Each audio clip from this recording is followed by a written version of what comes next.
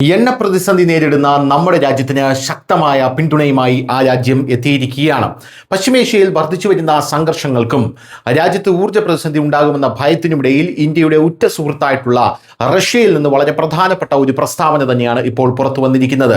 ഡൽഹി സന്ദർശനത്തിന് മുമ്പ് നൽകിയ അഭിമുഖത്തിൽ റഷ്യൻ വിദേശകാര്യമന്ത്രി സെർജി ലാവ്റോവ് ബാഹ്യ സമ്മർദ്ദങ്ങൾക്കിടയിലും ഊർജ്ജ വിതരണവുമായി ബന്ധപ്പെട്ട എല്ലാ കരാറുകളും റഷ്യ പൂർത്തിയാക്കും എന്നാണ് ഇന്ത്യക്ക് നിലവിൽ ഉറപ്പു നൽകിയിരിക്കുന്നത്.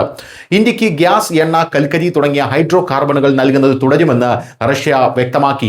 റഷ്യയിൽ നിന്നുള്ള വിതരണത്തിന്റെ കാര്യത്തിൽ ഇന്ത്യയുടെ താല്പര്യങ്ങൾക്ക് ഒരു കോട്ടവും വരുത്തില്ലെന്ന് എനിക്ക് ഉറപ്പു നൽകാൻ കഴിയും. വിപണിയിൽ അന്യായമായ മത്സരം ഉണ്ടായാലും ഞങ്ങളുടെ ഉത്തരവാദിത്തങ്ങൾ നിറവേറ്റുന്നതിൽ നിന്ന് ഞങ്ങൾ പിന്മാറുകയില്ല എന്ന് ലാവ്റോവ് എടുത്തു പറയുന്നുണ്ട്. റഷ്യൻ സാങ്കേതിക സഹായത്തോടെ തമിഴ്നാട്ടിൽ നിർമ്മിക്കുന്ന കൂടംകുളം ആണവ നിലയത്തെക്കുറിച്ച് പരാമർശിക്കവേ ഇരു രാജ്യങ്ങളും തമ്മിലുള്ള സഹകരണത്തിന്റെ ഉത്തമ ഉദാഹരണമാണിതെന്ന് ലാവ്റോവ് വിശേഷിപ്പിച്ചു. ഇന്ത്യയുടെ ഊർജ്ജ ആവശ്യങ്ങൾ നിറവേറ്റുന്നതിൽ പ്ലാന്റ് ഒരു പ്രധാന പങ്ക് വഹിക്കുന്നുണ്ടെന്നും 2027 പൂർണ്ണശേഷിയിൽ പ്രവർത്തനക്ഷമമാകുമെന്ന് പ്രതീക്ഷിക്കുന്നതായും അദ്ദേഹം കൂട്ടിച്ചേർക്കുകയും ചെയ്തു. ലോകത്തിലെ ഏറ്റവും ഊർജ്ജസ്വലനായ നേതാവാണ് ഇന്ത്യയുടെ പ്രധാനമന്ത്രി നരേന്ദ്രമോദി എന്നും അദ്ദേഹം ഇതിനോടൊപ്പം ചേർത്ത് പറയുന്നുണ്ട്.